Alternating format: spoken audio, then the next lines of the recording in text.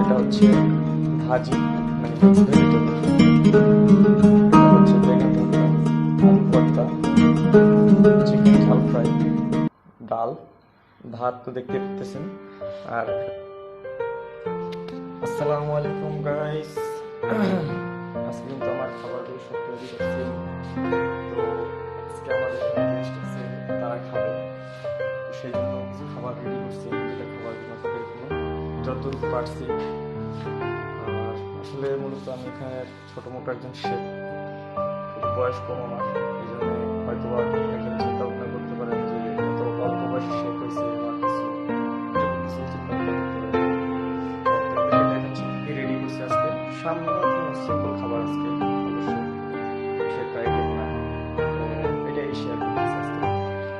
এই হচ্ছে আইটেমগুলো আমার।